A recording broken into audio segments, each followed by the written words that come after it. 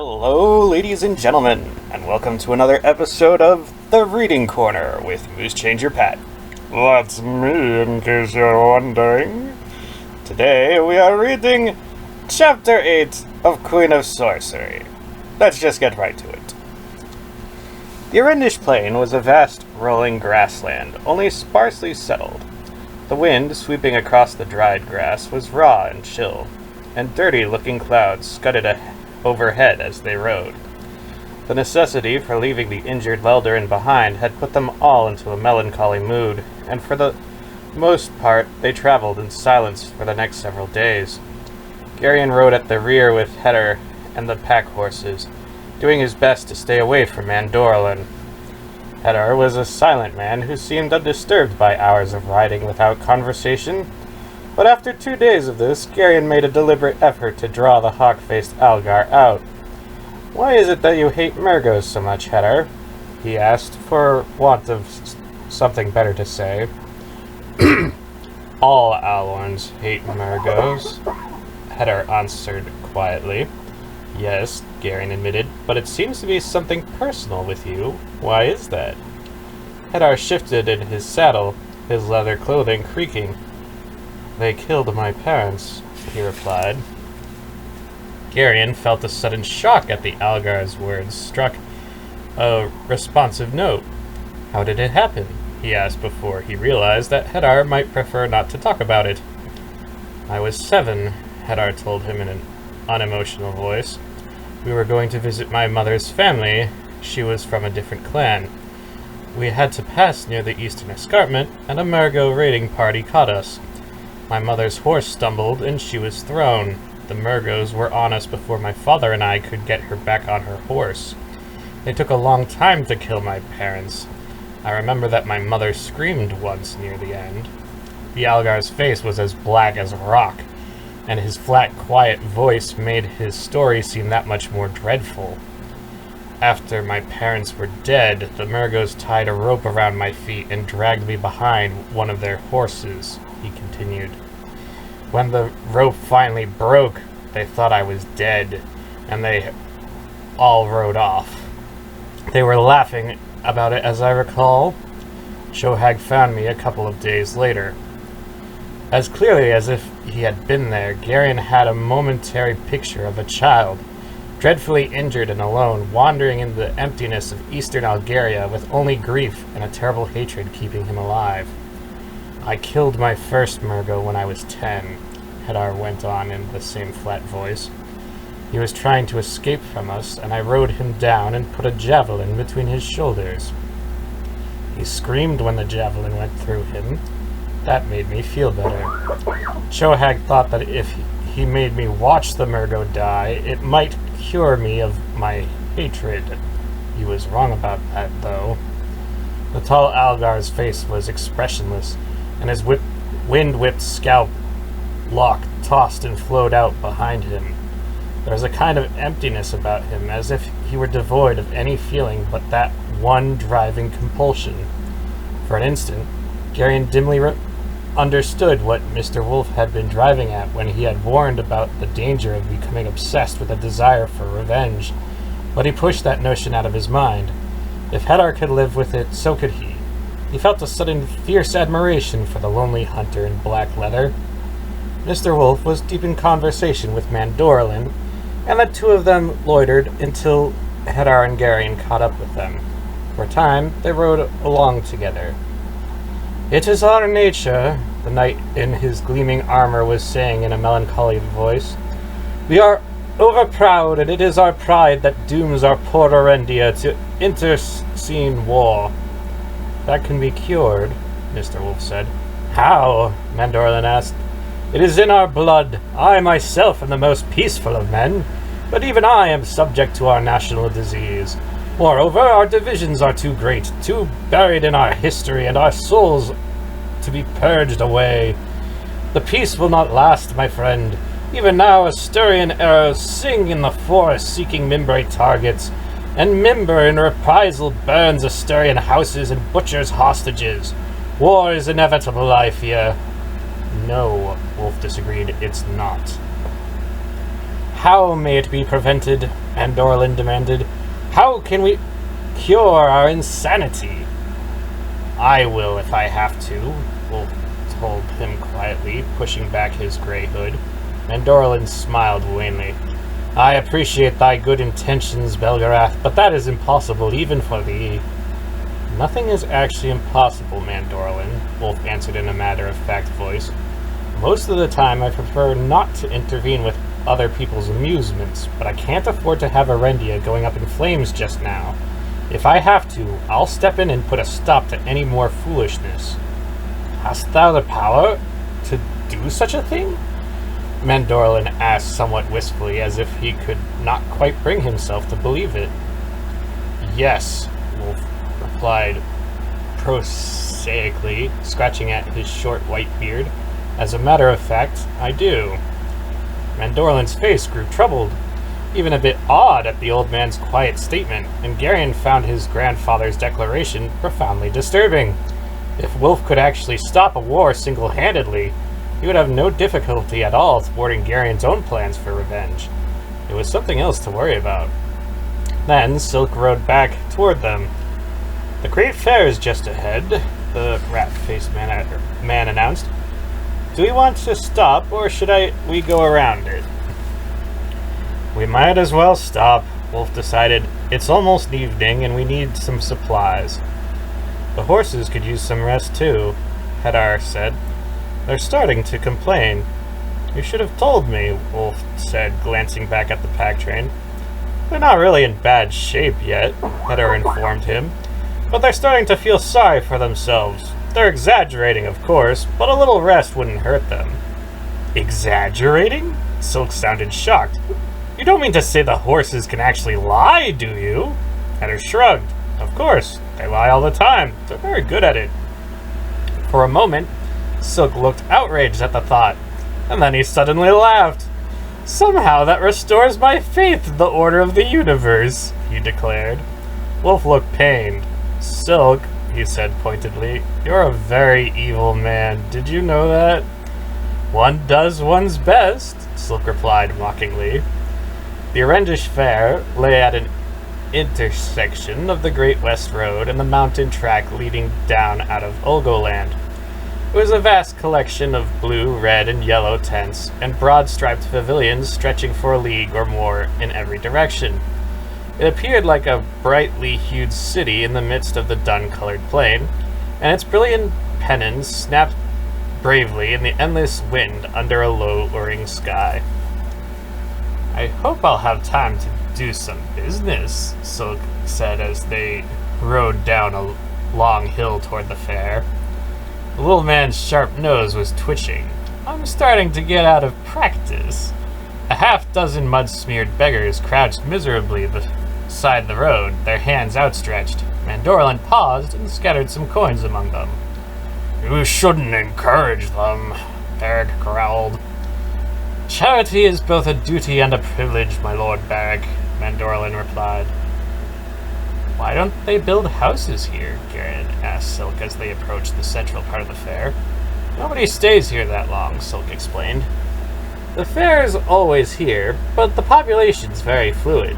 Besides, buildings are taxed. Tents aren't. Many of the merchants who came out of their tents to watch the party pass seemed to know Silk, and some of them greeted him warily, suspicion plainly written on their faces. I see that your reputation precedes you, Silk, Beric observed dryly. Silk shrugged. The price of fame. Isn't there some danger that somebody will recognize you as that other merchant? Durnik asked. The one the Murgos are looking for? You mean Ambar? It's not very likely. Ambar doesn't come to Erendia very often, and he and Raebdek don't look at all alike.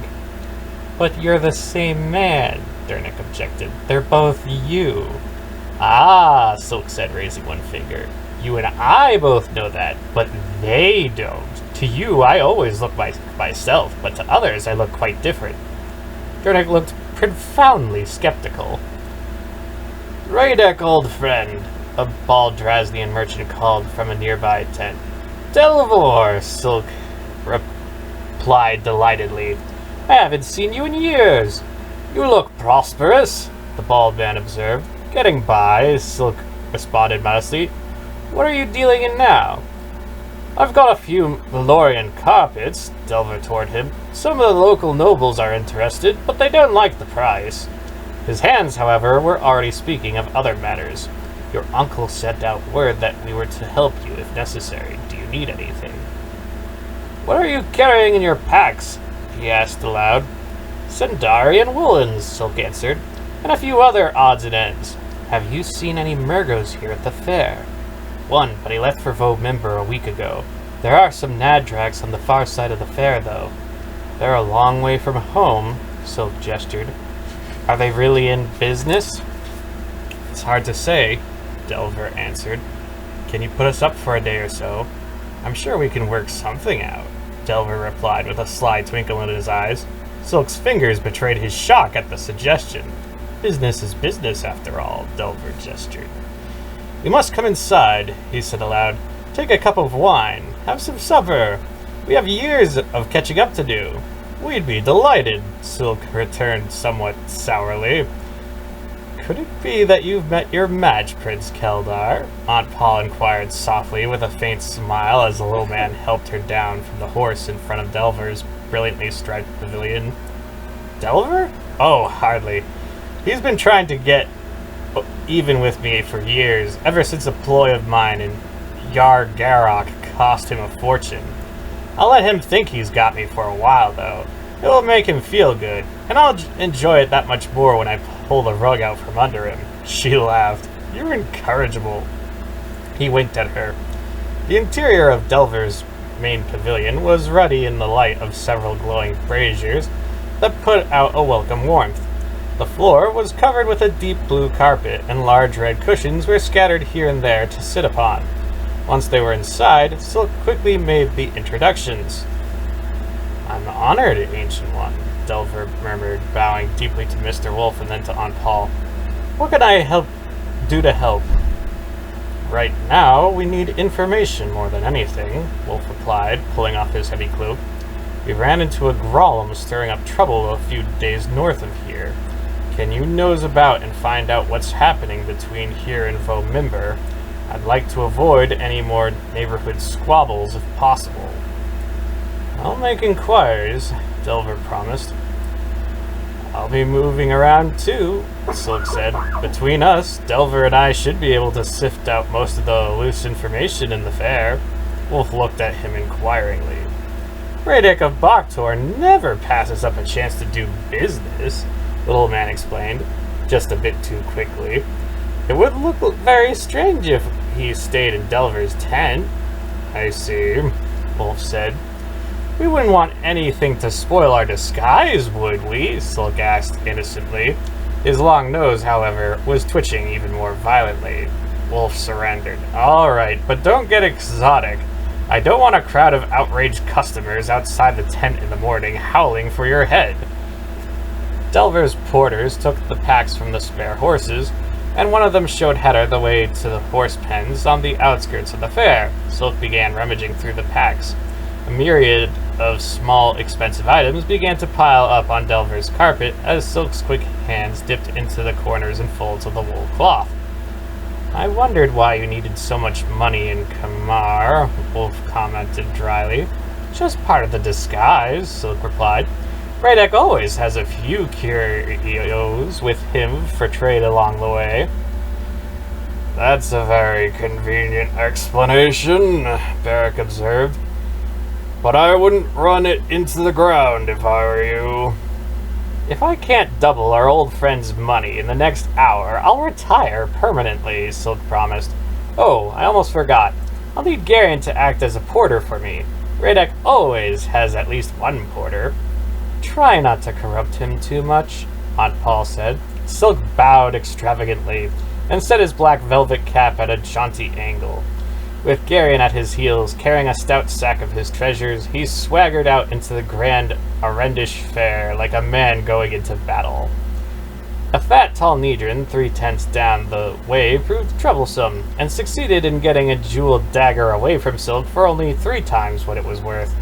but two Erendish merchants in a row bought identical silver goblets at prices, though widely different, more than made up for that setback. I'd love to deal with errands, Silk gloated as they moved on down the muddy streets between the pavilions. The sly little Drazdian moved through the fair, wreaking havoc as he went. When he could not sell, he bought. When he could not buy, he traded. And when he could not trade, he dredged for gossip and information. Some of the merchants, wiser than their fellows, saw him coming and promptly hid from him. Garion, swept along by the little man's enthusiasm, began to understand his friend's fascination with this game, where profit was secondary to the satisfaction of besting an opponent. Silk's predations were broadly ecumenical. He was willing to deal with anyone.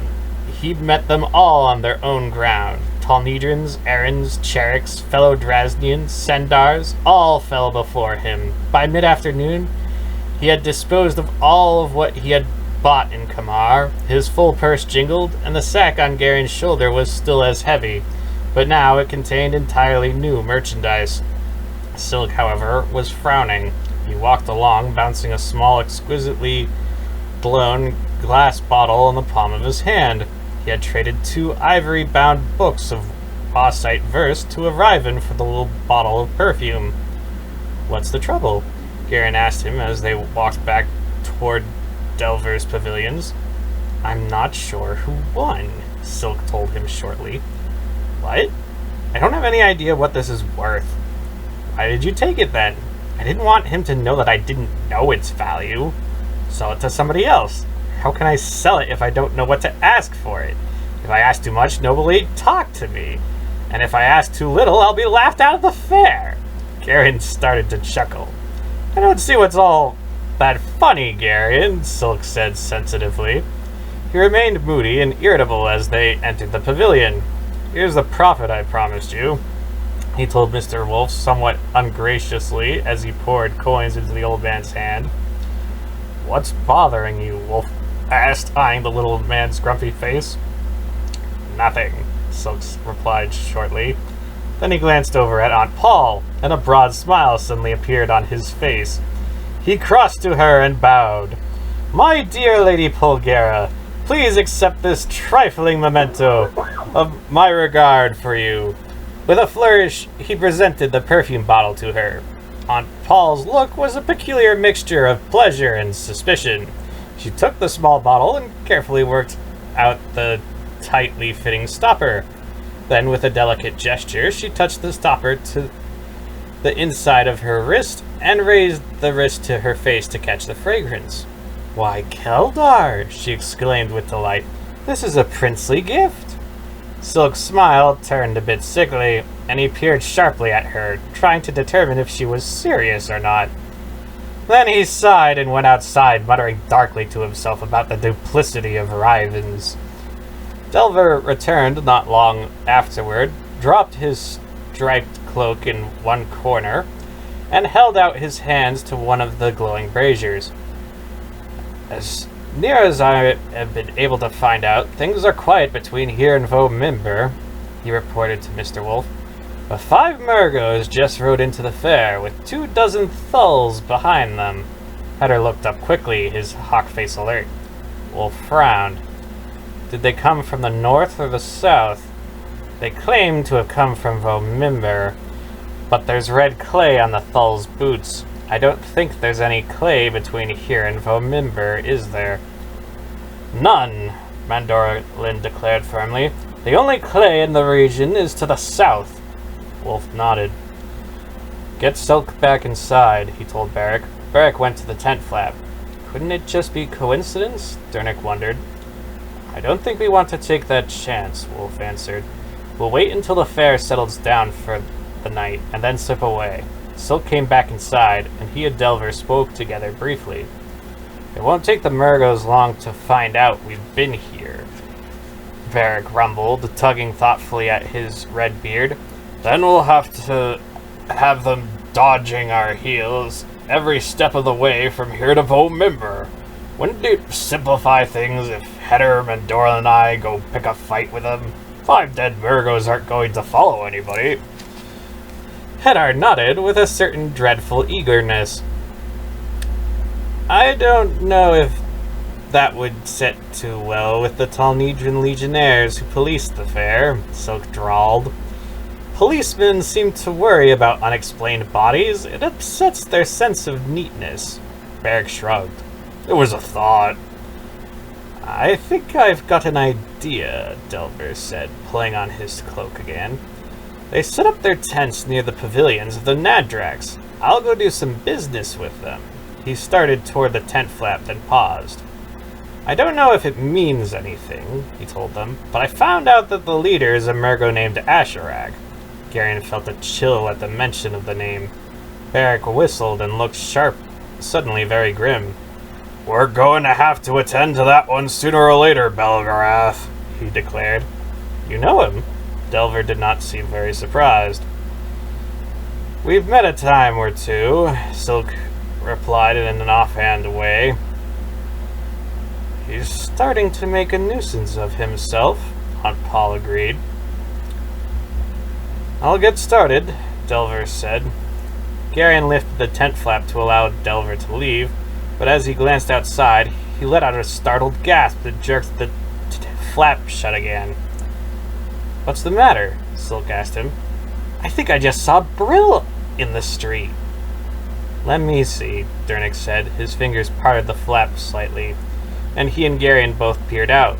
A slovenly figure loitered in the muddy street outside. Brill had not changed much since they'd left Falder's farm. His tunic and hose were still patched and stained. His face was still unshaven, and his cast eye still gleamed with a kind of unwholesome whiteness. It's Brill, all right, Dernick confirmed. He's close enough for me to smell him. Delver looked at the smith inquiringly. Brill bathes irregularly, Dernick explained. He's a fragrant sort of fellow. May I? Delver asked politely. He glanced out over Dernick's shoulder. Ah, he said, that one. He works for the Nadrax. I thought that was a little strange, but he didn't seem important, so I didn't bother to investigate. Dernick, Wolf said quickly, step outside for a moment. Make sure he sees you, but don't let him know that you know he's there. After he sees you, come back inside. Hurry, we don't want to let him get away. Dernick looked baffled, but he lifted the tent flap and stepped out. What are you up to, Father? Aunt Paul asked rather sharply. Don't just stand there smirking, old man. That's very irritating. It's perfect, Wolf chortled, rubbing his hands together. Dernick, come back in. His face... Oh, sorry. Dernick came back in, his face worried. He saw me, he reported. Are you sure this is a good idea? Of course, Wolf replied. Asherak's obviously here because of us, and he's going to be looking all over the fair for us. Why make it easy for him? Aunt Paula asked. We won't, Wolf replied. Asherak's used Brill before in Rose, remember? He brought Brill down here because Brill would recognize you, me, or Dernick, or Garion. Probably Beric, too, and maybe Silk. Is he still out there? Garion peered out through the narrow opening. After a moment, he saw the unkept Brill half hidden between 2 tents across the street. He's still there, he answered. We'll want to keep him there, Wolf said. We'll have to be sure that he doesn't get bored and go back to report to Asherak that he's found us. Silk looked at Delver, and they began to laugh. What's funny? Eric demanded suspiciously. You almost have to be a Drasnian to appreciate it, Silk replied. He looked at Wolf admiringly. Sometimes you amaze me, old friend. Mr. Wolf winked at him. Thy plan still escapes me, Mandorlin confessed. May I? Silk asked Wolf. He turned back to the knight. It goes like this, Mandorlin. Asherak's counting on Brill to find us for him. But as long as we keep Brill interested enough, he'll delay going back to tell Asherak where we are. We've captured Asherak's eyes, and that puts him quite at a disadvantage. But still, This curious centaur will not follow us as soon as we leave the tent? Mandorlin asked. When we ride from the fair, the Murgles will immediately be behind us. The back wall of the tent is only canvas, Mandorlin, Silk pointed out gently. With a sharp knife, you can make as many doors in it as you like. Delver winced slightly, then sighed. I'll go see the Murgos, he said. I think I can delay them even more. Durnick and I'll go out with you, Silk told his bald friend. You go one way and we'll go another. Brill will follow us, and then we can lead him back here. Delver nodded, and the three of them went out. Isn't all this unnecessarily complicated? Beric asked sourly. Brill doesn't know Header. Why don't we just have Header slip out the back, circle around behind him, and stick a knife between his ribs? Then we could stuff him in a sack and drop him in a ditch somewhere after we leave the fair. Wolf shook his head. Asherak would miss him, he replied. I want him to tell the Murgos that we're in this tent. With any luck, it will still sit outside for a day or so before they realize that we're gone. For the next several hours, various members of the party went out into the street in front of the tent on short and wholly imaginary errands to hold the attention of the lurking Brill. When Garion stepped out into the gathering darkness, he put on a show of unconcern, although his skin prickled as he felt Brill's eyes on him. He went into Delver's supply tent and waited for several minutes. The noise from a tavern pavilion several rows of tents over seemed very loud in the growing stillness of the fair as Garion waited nervously in the dark supply tent. Finally, he drew a deep breath and went out again, one arm tucked up as if he were carrying something. I found it, Durnick, he announced as he re-entered the main pavilion. There's no need to improvise, dear, Aunt Paul remarked. I just want it to sound natural, he replied innocently. Delver returned soon after that, and they all waited in the warm tent as it grew darker outside and the streets emptied. Once it was fully dark, Delver's porters pulled the packs out through the slit in the back of the tent. Silk, Delver, and Hedar went with them to the horse pens to the outskirts of the fair, while the rest remained long enough to keep Brill from losing interest. And in a final attempt at misdirection, Mr. Wolf and Beric went outside to discuss the probable conditions of the road to Prolgu and Olgoland. Might not work, Wolf admitted, as he and the big red-bearded man came back inside. Asherak's sure to know that we're following Zedar south, but if Brill tells him that we're going to Prolgu, it might make him divide his forces to cover both roads. He looked around the inside of the tent. All right, he said, let's go. One by one, they squeezed out through the slit in the back of the tent and crept into the next street. Then, walking at a normal pace, like serious people on honest business, they proceeded toward the horse pens. They passed the tavern pavilion where several men were singing. The streets were mostly empty by now, and the night breeze brushed the city of tents, fluttering the pennons and banners. Then they reached the edge of the fair, where Silk, Delver, and Hedar waited with their mounts. Good luck, Delver said as they prepared to mount. I'll delay the Murgos for as long as I can. Silk shook his friend's hand. I'd still like to know where you got those lead coins. Delver winked at him. What's this? Wolf asked. Delver got some Talnedran crowns stamped out of lead and gilded over, Silk told him. He hid some of them in the Murgos' tent, and tomorrow morning he's going to go to the Legionnaires with a few of them and accuse the Murgos of passing them. When the Legionnaires search the Murgos' tent, they're sure to find the others. Money is awfully important to Talnedrans, Beric observed. If the Legionnaires get excited enough about those coins, they might start hanging people. Delver smirked. Wouldn't that be a terrible shame? They mounted then and rode away from the horse pens toward the highway. It was a cloudy night, and once they were out in the open, the breeze was noticeably brisk. Behind them, the fair gleamed and twinkled under the night sky like some vast city. Garion drew his cloak about him. It was a lonely feeling to be on a dark road on a windy night, when everyone else in the world had a fire and a bed and walls around them. Then they reached the great west road, stretching pale and empty across the dark, rolling, Erendish plain, and turned south again.